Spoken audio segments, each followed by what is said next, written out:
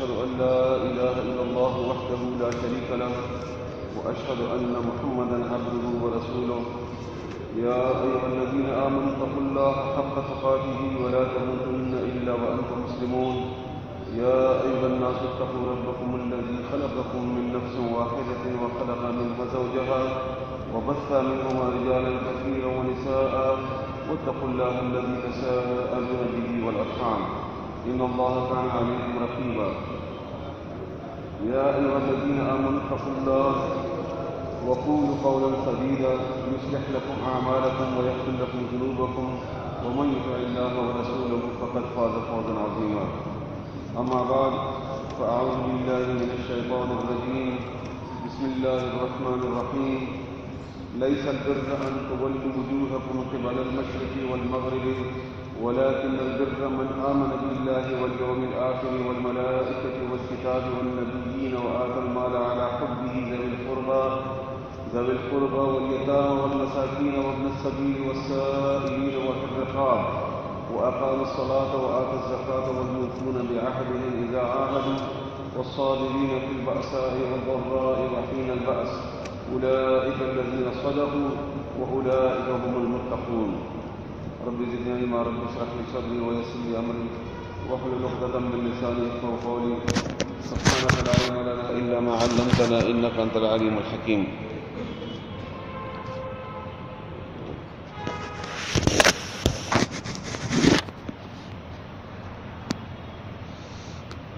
انتہائی قابل احترام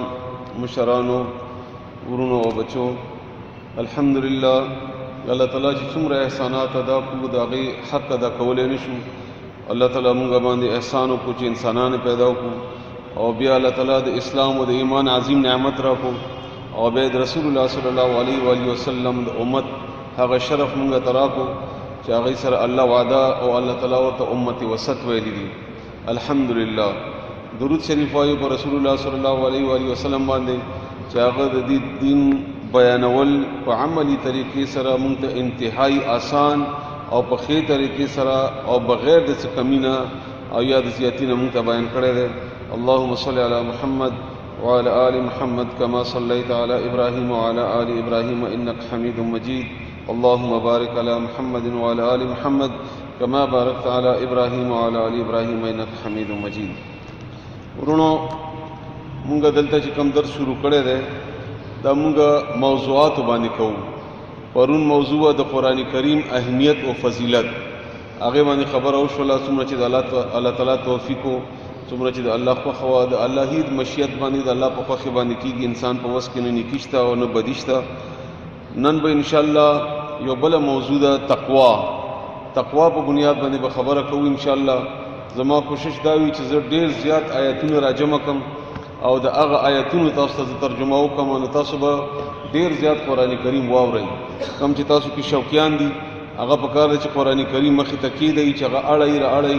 نو یو خو پوی ډېر زیات شي بل آیتونه ډېر زیات واوري او ځان پې پوی کړي نو علم کې هم اضافه وشي او قرآن سره د مینې هم اظهار وشي او بیا چې کله یو شی ته په لاس کې واړئ راواړئ نو د هغه سره انسان مینه هم زیاته شي. بیا د الله تعالی په حکم سره کېږي چې شرح صدر نصیب کړي الله تعالی نو چې سینه کلاو شي شرح صدر نصیب شي دا د الله تعالی ډېر لوی سعادت دی او د الله تعالی ډېر لوی فضل و کرم دی. ورونو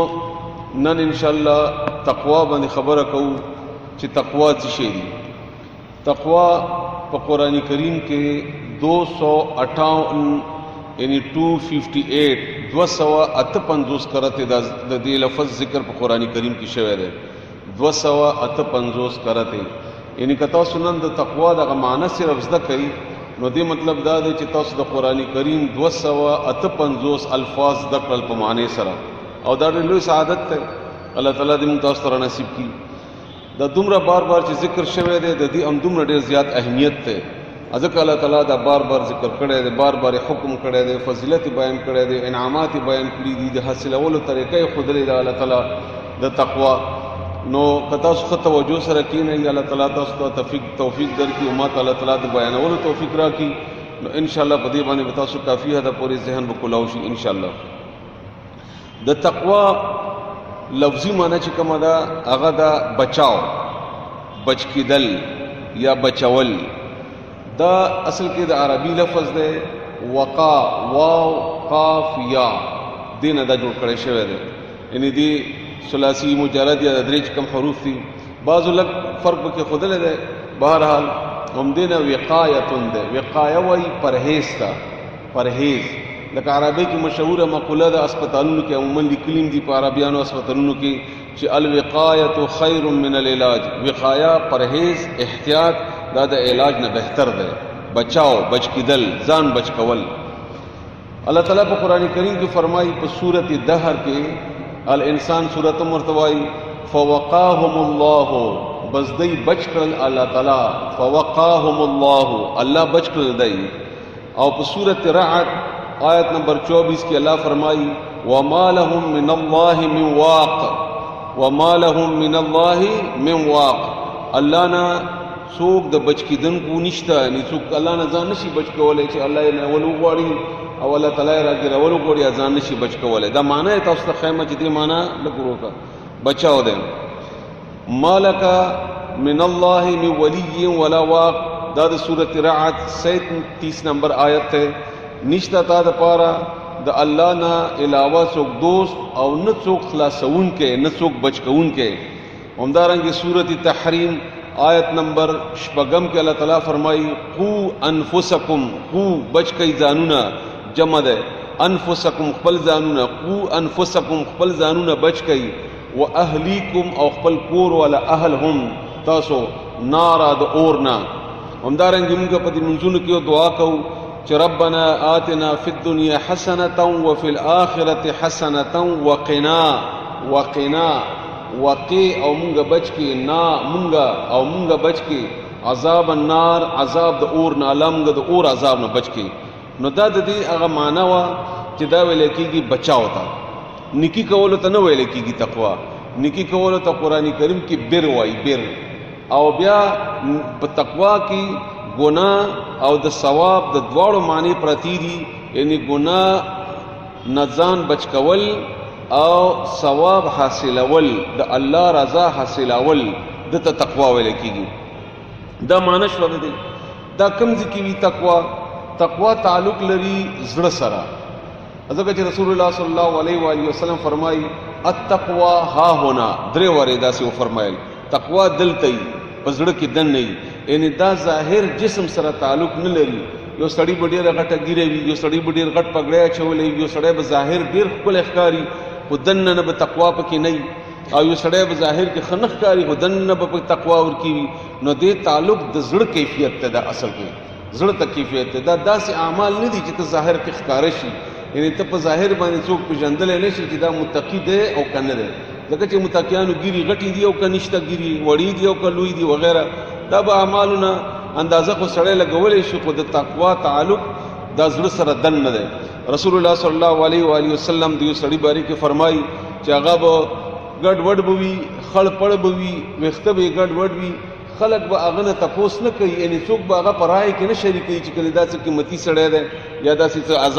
اهم سړی دی یا څه رای صاحب رای دی. خو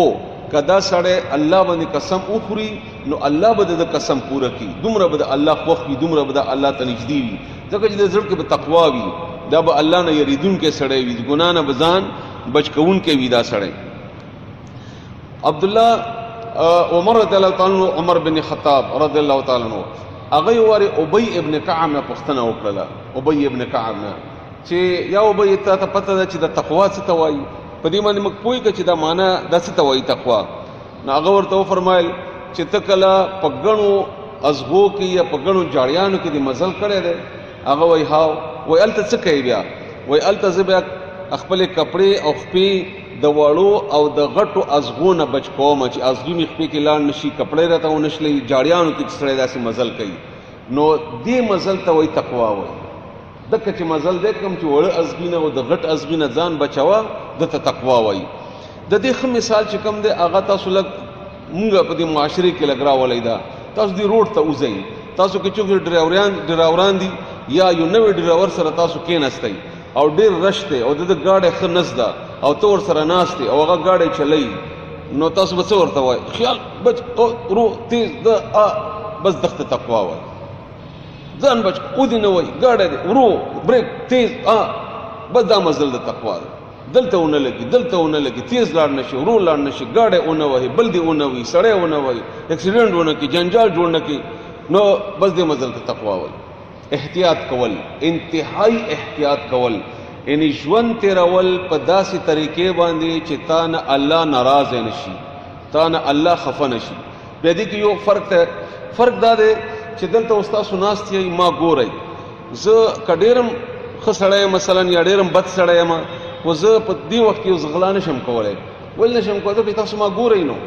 بلکې چې کم عبادت کوم سجده هم نو لږه به اوږده کوم چې خلک ما ته ګوري یا بل کار کوم نو لږ به نور پکې خوند اچولو کوشش به کوم نو دا ګناه نه ځان بچول دي خو دا تقوا نه ده ځکه چې دا د خلکو د وجې نه موږ د ګناه نه ځان بچ کوو خلک مې ګوري نو زه به څنګه غلا وکړم خلک مې ګوري نو زه به څنګه بدکاري وکړم خلک مې ګوري زه به څنګه ښځو ته وګورم نو دې وجې نه دام د ګناه نه بچ کېدل شو خو دا تقوا نه ده تقوا ویل کېږي د الله نه یری ته د الله نه یریدل الله د یری نه لکه مثلا تنهایی کې بیلی تیاری کې څوک دې ګوري څوک دې نه ګوري هیڅ څوک نشته دي تا سره هغه باوجود ته الله نه یریږي او یو کار نه کوي د الله نه د یری په بنیاد باندې د تقوا وایي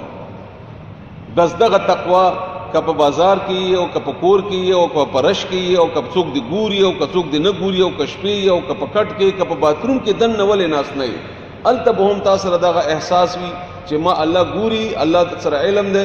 ما پته دا ورته زه په دې وخت هم ګناه نشم کولی زه په دې وخت هم که ګناه وکړم الله به مانه ناراض شي دا شوله تقوا دې ته ویل کېږي د دې بار بار حکم قرآن کریم کې راغلی دی زه کوشش کوم چې ډیر زیات آیاتونه تاسو ته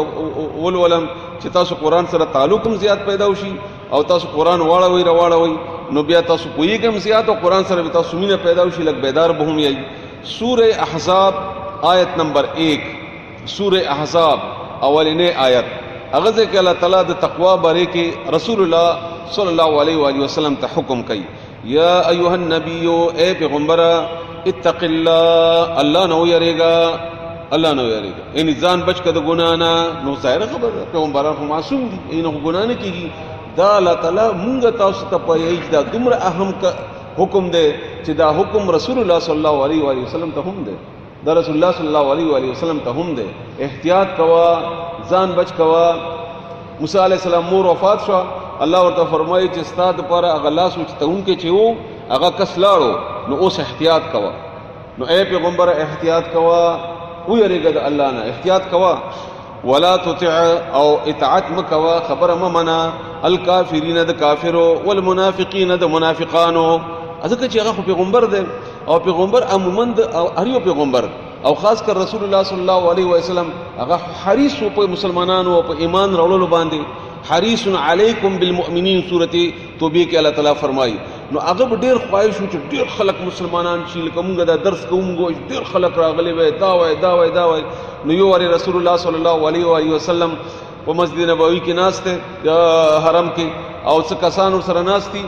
عبد الله ابن مکتوم مکتوم اپستر ګړوند دی په دې وخت کې څه کسان راغلل چې هغه د مکه مشرانو نو رسول الله صلی الله علیه وسلم هغه ته توجه ورکوله چیرې د مشران دي سرداران دي کدا ایمان راوړي دا ډېره فائدہ وکي اسلام ته د اسلام په بنیاد باندې لالچ ور رسول الله صلی الله علیه وسلم اسلام د پاره خو الله تعالی ورته چې نه دا نه دي اهم دا کافر دي دا سرداران دي خو الله په نسبت باندې د هیڅ قیمت نشته د مقابله کې دا غریب دا ډون دا ډېر اهم دی ځکه دا د الله تعالی نه د یری په بنیاد راغلی دی دلته نو الله تعالی فرمایي چې ګوري د منافقینو اطاعتونه کی چرتا ګوري د کافرو اطاعتونه کی چرتا او بیا الله فرمایي ان الله بشک الله تعالی کان د علیما پوها حکیما خوند حکمت والا الله خبر دی الله نه کو نت بچی دی شي او نه الله تعالی نه پټی دی شي او په دې احکاماتو کې حکمت هم دی کله کله سړی وایي کنه چې راشه یو کار نندا سه وکړي چې د خلق متوجي شي لکه عموما دا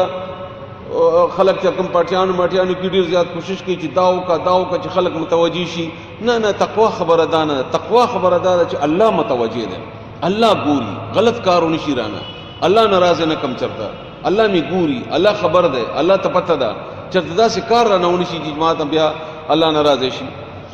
بیا سورته مائده آیت نمبر 8 مائده سوره مائده آیت نمبر 8 هغه ځکه الله به تاسو چې داسې آیتونه واورئ دا بیګام یو کس ټلیفون را تکړه چې ټول قران کریم ولې نو وخت مختصر دی کې نه کیږي ټول خو زه به دومره ډېر تلاوت آیتونه تاسو ته تلاوت کوم ان شاء الله چې تاسو به د قران کریم هغه چیده هغه تند به تاسو ماته شي ان شاء الله د قران کریم باندې کې سوره مائده 8 نمبر آیت یا ایها الذین آمنوا اے مؤمنانو کونوا شی قوامین قوام دا د قائم نه دی ولاړ ته ویل کیږي او قوامینا جمع ده مضبوط ودرېږي کلک ودرېږي او نفذېږي او نړه کیږي چرته نرمي مو نړه کوي چرته سختی مو نړه کوي په خپل ځای کلک شي څه د پاره لله الله د پاره شهداء گواهان بالقسط په انصاف سره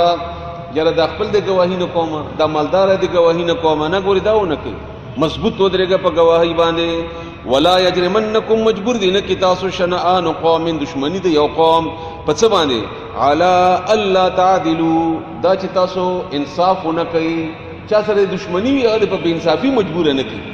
د دې یو شان نزول کې واقعا ده رسول الله صلی الله علیه وسلم چې حرم تطلو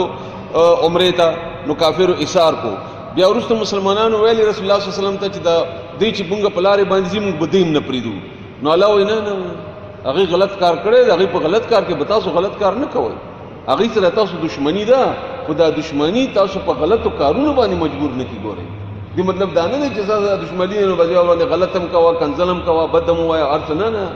هغه د پاره تا ایمان د پر ولا د پاره ده چې هغه رب دی هغه الله دی هغه ته هر څه ټیک ټیک کوي ورسته آیتونه تاسو وګورئ تاسو ان شاء الله حیران شئ چې دا تقوا څومره خوندور شی ده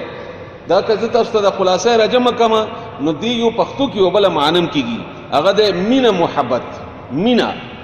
یو کار چې تا چا سره مینا یو واره وشوله ا د مینی په بنیاد باندې څه کوي نو تاسو سره هر وخت خپل محبوب خیال وي چې دا مانه خپنه شي دا مانه لری نشي دا مانه مخ وانړی د ماته توجه را کې کمه چرته ونشي مانه داسې غلطي ونشي چې د مانه ناراض شي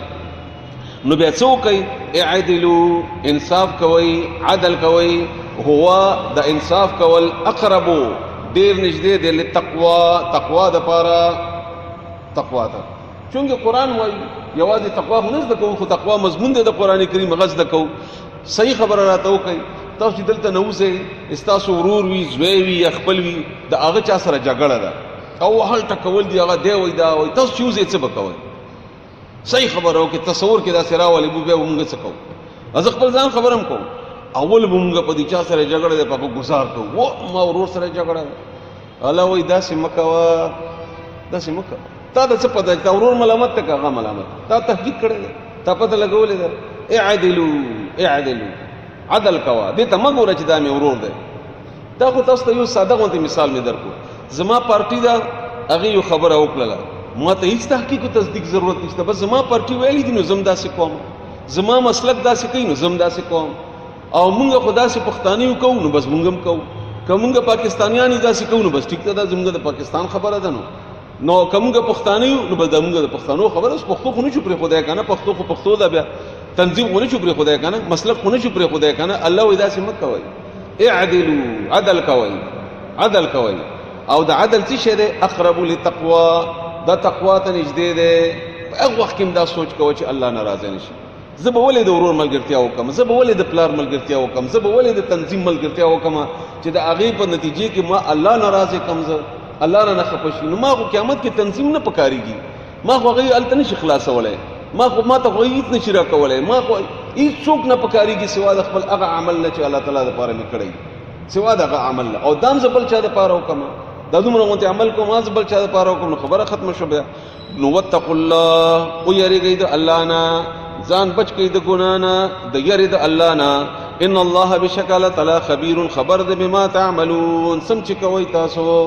موږ خو چې کله جمعه ته رانه بیا ټوپۍ په سره او جمعه ته رانه لږ د الله نه د یریدونکي شو لږ سترګې ښکته کړو ته خو لږ بازار کې موږ وګوره چې موږ څه عملونه دي پرون یو شاګرد استولی و هغه پسې چارجر پسې ما د موبایل یو چارجر راوړ هغه لاړو نو چې راوړو نو موږ دا چارجر څنګه دی دا ښه دی اوریجنل دی که اوریجنل نه دی وایي نه دا بالکل اوریجنل دی هلکه تاسو څه دلیل دی چې اوریجنل وایي دا مې سیک نه اخیستی دی وګورئ یعنې د دې اوریجنل کېدو دلیل دا دی چې دا مې سیک نه اخیستی دی نن موږ مسلمانان هغه ماشاءالله هغه خو اعتماد نشته کرڑے والا ته ودرېږي دوکه ده، که کساب ته ودرېږي دوکه ده، که کپړو والا ته ودرېږي دوکه ده، که کاروبار ته ودرېږي دوکه ده، که استاد دی د دوکه ده، که شاګرد دی دوکه ده، که کوم اونټونو ته ولاړ دی دوکه ده، که کوم اوټ ورکوونکی دی دوکه ده. ټوله دوکه، دروغ، منافقت، غلط و الله وایي دا تقوا نه ده، دا تقوا نه ده. ته به منبر شي یا به نه شي، خو الله خو به ناراضه کړي، او چې الله ناراضه کړي په څه باندې بیا راضي کوي؟ ته به غوښه ښه واخلې یا به وانه خلې، ته به خپل ځای ته ورسې یا به ونه رسې، خو الله نه خو دې ځان وروسته پاتې کړو. نو داسې مه کوه. الله فرمایي الله خبر ده، الله تا نه جومات کې هم خبر ده، تا نه بازار کې هم خبر ده، تا نه کور کې هم خبر ده. هغه تا دې څټ د رګ نه الله فرمایي زه تا ته نږدې یم، اقرب من حبل الورید، ستا د شا رګ نه زه تا ته ډېر نږدې یم. الله تعالی فرمایي سورة اعراف آیت نمبر 26، سورہ اعراف آیت نمبر 26 کې الله تعالی د تقوا باره کې داسې خبره کوي. سورہ اعراف 26 نمبر آیت 26 یا بنی آدم، ید آدم زامنو،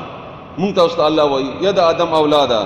قد بتحقیق سره انزلنا مونږ نازل کړي دي علیکم په تاسو باندې لباسن لباس، تاسو ته ما د لباس ته کنه دا د الله ډېر لوی نعمت دی. دا خو سیمون ته کپڑا ښکاری د 1000-2000 روپو قیمت ښکاری راته، خدا تاسو لږ ځان دا چې وباسئ لږ ځان وګورئ موږ څومره بدرنګه یو. دا الله تعالی مونږ تعالی فرمایي تاسو ته ما لباس درکړی دی یواري سوآتکم، چې تاسو پردام اچوي په تاسو باندې، تاسو شرمګاهونه پټوي، وریشا او خایست هم دی. دا وریشا خایست ویل کېږي، دا خایست هم دی، دا خایست هم دی تاسو لپاره، ځکه چې موږ خایسته ښکارو، کله کپړې نه وي بنده به څنګه ښکاري. بهرحال ولباس التقوا، لباس د تقوا یعنی کپڑے خو ډېر ښه شی دی، څادر خو ډېر ښه شی دی، ټوپۍ خو ډېر ښه شی دی، او ته ورسره ښایسته ښکاري او ته ډېر احتیاط کوي او صفای اچوي او عطر وغیرہ لګوي وغیرہ. خو الله وایي هغه د تقوا لباس چې کوم دی چې تا کې کله تقوا راشي چې دا لباس واچوي، ذالک خیر، دا ډېره ښه ده، دا ډېره بهتره ده. دا کوم دا د لباس د تقوا دغه لباس هغه واچوه. دې لباس ته خو به ته اسیم اچوي، دا خو که مسلمان نه کافر هم اچوي، دا خو به ته اسیم، دا خو خپل ځان ښایست دپاره هم ته اچوي، د الله رضا دپاره ته اچوي که نه چې خپل ضرورت دپاره هم اچوي. نو الله تعالی فرمایي دا د الله آیتونه دي دې دپاره چې تاسو ذکر وکړئ، الله یاد کړئ. نو دې لباس سره د لباس د تقوا د نه ګورې هیر نشي. همدارنګې سورہ طه آیت نمبر 132 یوسل 132 سورہ طه 132 132 یوسل 2 هغه ځکه الله تعالی فرمایي وامر او حکم وکا اهلک خپل کور ولته بالصلاه د مانځه، خپل مونځ کوي کور ولته مو وایه، بچیم را پاسوه، ښځم را پاسوه او وایه ورته چې مونځ کوئ تاسو ولې مونځ نه کوئ، چېرته لاړې؟ بیا د دې طریقې رسول الله صلی الله علیه و وسلم موږ ته ښودلي دي چې بچی د 7 کالو شي مانځه باندې ودروه، 8 کالو شي غوسه ورته وکړه، 10 کالو شي نه کوي نو ویې وهه، او که هغه نه بعد هم نه کوي نو کور نه یو بس تعلق ورسره مه ساته، ځکه چې بیا ورسره مسلمان نه دی. من چا چې مونځ پرېښودو قصدن فقد کفر، رسول الله صلی الله علیه وسلم فرمایي دی کافر شو، د کفر وکړو چې قصدن یې مونځ پرېښودو، او دا د مؤمن او د کافر فرق دی. نو تم حکم کوا او واستبر علیها، او خپل هم پې صبر کوا، یعنی کلک اوسېږه په مانځه باندې، بیړه مه کوه، پرېږدی مه، جومات ته ځه، په ښې طریقې کوه، خشوع سره یې کوه، توجه سره یې کوه، کلک اوسېږه خپله هم په دې مانځه باندې. لا نسألک، مونږ سوال نه کوو تا نه، الله وایي زه درنه نه غواړم رزقا، څه روزي، څه خوراک، څه امداد، زه درنه امداد نه غواړم، نحن نرزقک، مونږ روزي درکوو تا ته. والعاقبة للتقوى، آخر انجام د تقوا دپاره دی. کنی کته دنیا کې تقوا وکړي، الله نه ویریږي، د الله د یری په بنیاد باندې څه کار، څه عمل، څه شی پرېږدي، څه نقصان وکړي، نو انجام یې بهترین دی، آخر انجام یې ستا دی، بیا هغه ګټه یې ستا ده، هغه ګټه یې ستا ده. لکه مثلا سحر مونږ سودا شروع کړه، دکان کې ناست یو، 10 روپۍ مې تاوان وکړو، سلم تاوان وکړو، کس راته وایي ته پریشانه کېږم، دې وخت کې لږ تاوان وشي، دا انویسټمنټ دی، مخام چې حساب کوي انشاءالله تا ته به دا ګټه خود راغلي چې اضافي به هم راغلي. نو سړی بیا خوشحال شي چې او حساب کتاب واسه مخام کوو، نو حساب کتاب خو قیامت کې کېږي. نو الله فرمایي اخري انجام د متقیانو دی، دا د تقوا دی. د معمولی تاوان باندې معمولی په هغه باندې خفه کېږم. بیا الله تعالی سورہ حج کې فرمایي، سورہ حج آیت نمبر 37 ودرشم، سورۃ حج سورت نمبر 22 تے آیت نمبر 37 ودرشم نمبر سورت آیت ودرشم نمبر آیت هغه ځکه الله فرمایي لن ینال الله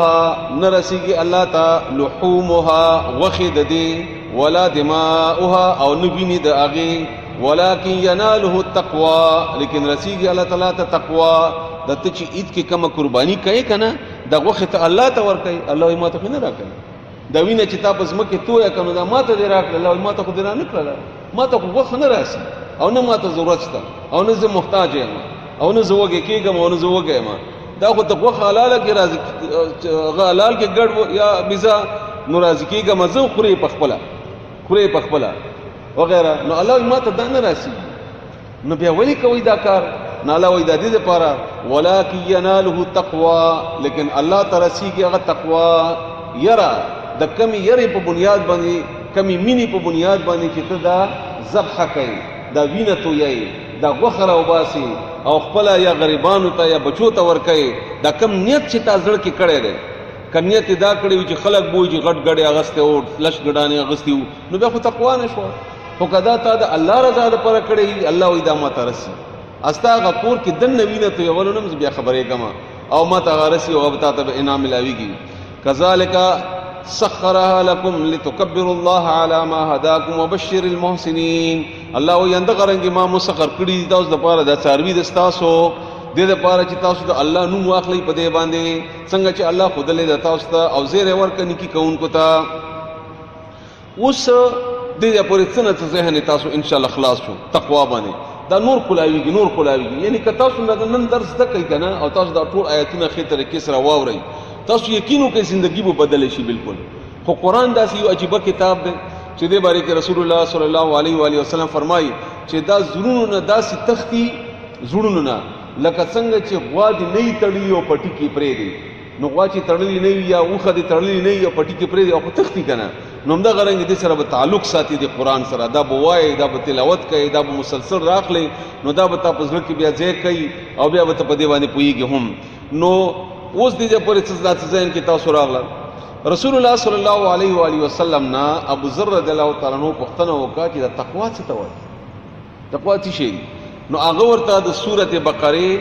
آیت نمبر 177 او خذو کوم چې ما په ابتدا کې تلاوت کوم سورہ بقرہ آیت نمبر 177 177 چا سره قرآن کریم دا راوړل سورہ بقرہ آیت نمبر 177 177 یوصل او ایام هغه ورته رسول الله صلی الله علیه وسلم خود چې تقوا دار نو اوس تلګ نور راکوشه اوس پویږي چې تقوا څه ویل کیږي څه خبره کو تاسو ذهن کې الحمدلله کې نستا اوس الله فرمایي لیس البر